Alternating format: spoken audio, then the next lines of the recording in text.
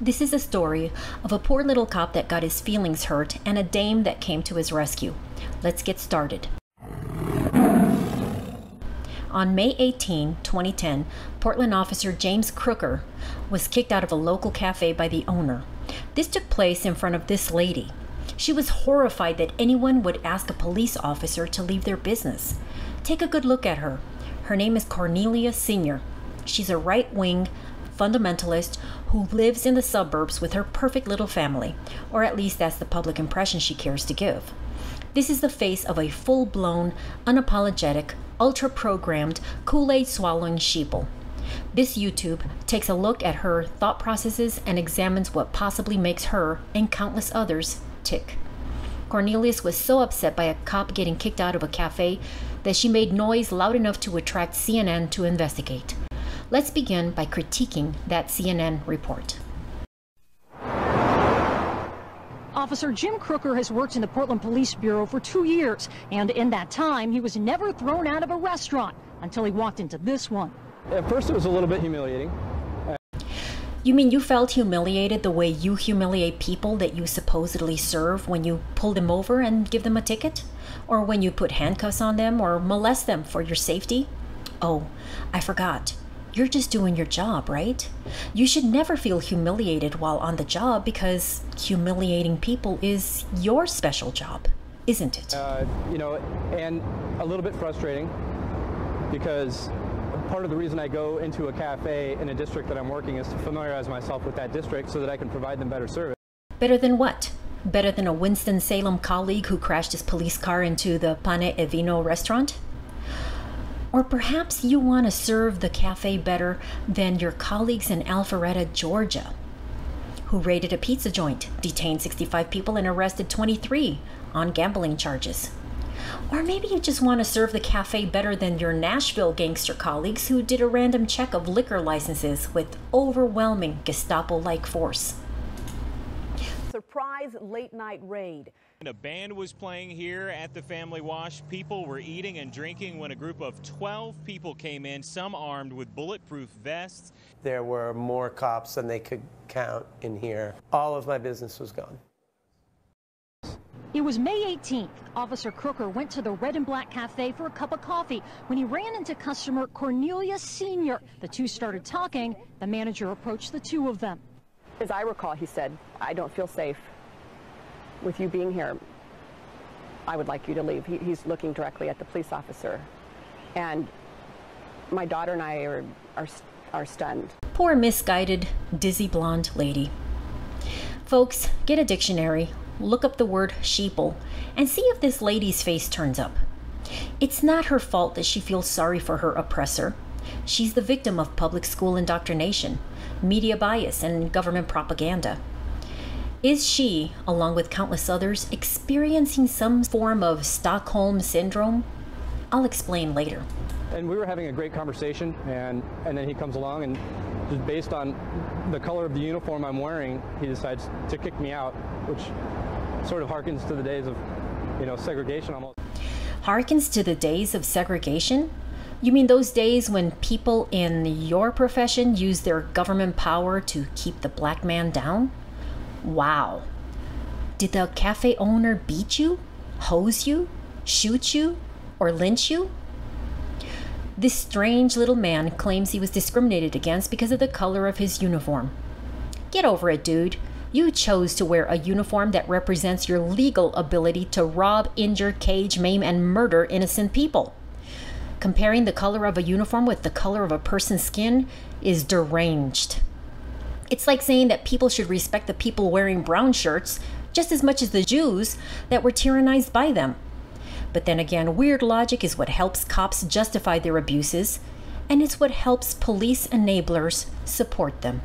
But why? Why would the manager ask the officer to leave?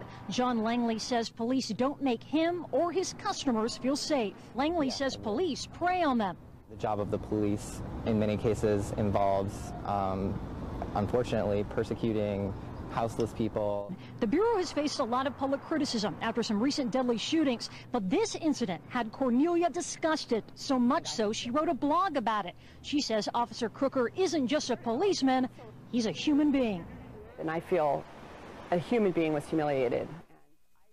Now, let's examine the article that this dizzy, dirty blonde wrote about her beloved cop who she tried to comfort. She titled the article, "Where Does a Police Officer Go for a Cup of Coffee?" Here's a thought, how about in a police break room? Her article is laced with contradictions and psychological insight. Here are a few that I picked up. Cornelius admits that when she saw the cop in the cafe, she thought the cop might give her a parking ticket and tow her car. Yet I'm pretty sure that in her mind, if the cop had done exactly that, she would have blamed herself for violating some ridiculous law. So of course it's not the cop's fault, it's her fault for violating some stupid parking law. She admits that there were recent and disturbing stories regarding the police in Portland. So instead of siding with police victims, her knee-jerk reaction is to defend killer cops. How Christian of her to love her neighbor's oppressors. But isn't it a contradiction of Christian doctrine to ignore suffering?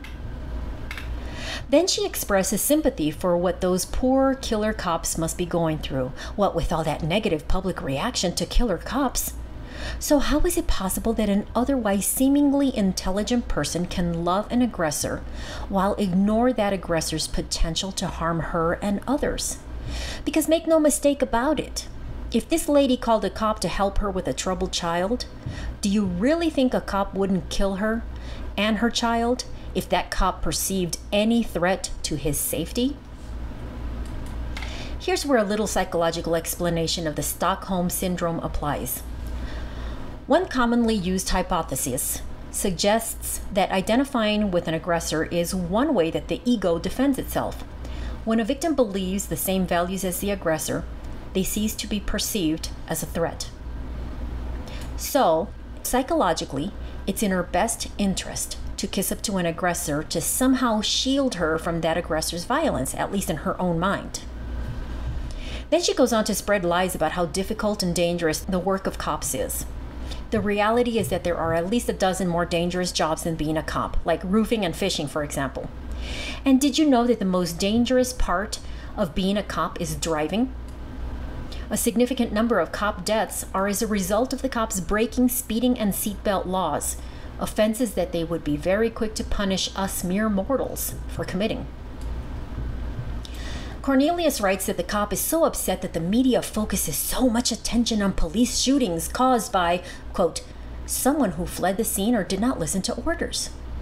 So in the mind of this cop, it's okay for cops to kill people who don't obey and who try to run away from them. Now, where in history was it okay to kill a disobedient subject who dared to disobey or run away? But shooting and killing the disobedient is quite okay in the mind of this cop. And it's okay with the dumb blonde, too. As for the rest of us, let's examine this. What other profession exists in which the employee can legally order, rob, cage, and kill the persons who pay their salaries?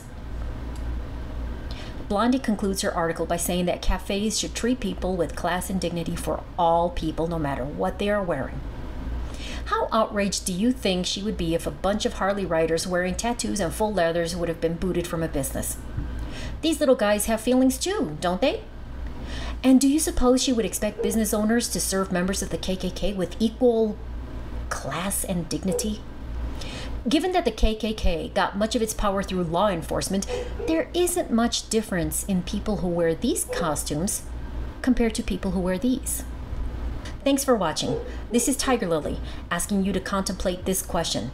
What exactly does it mean when somebody says to a cop, "Thank you for your service"?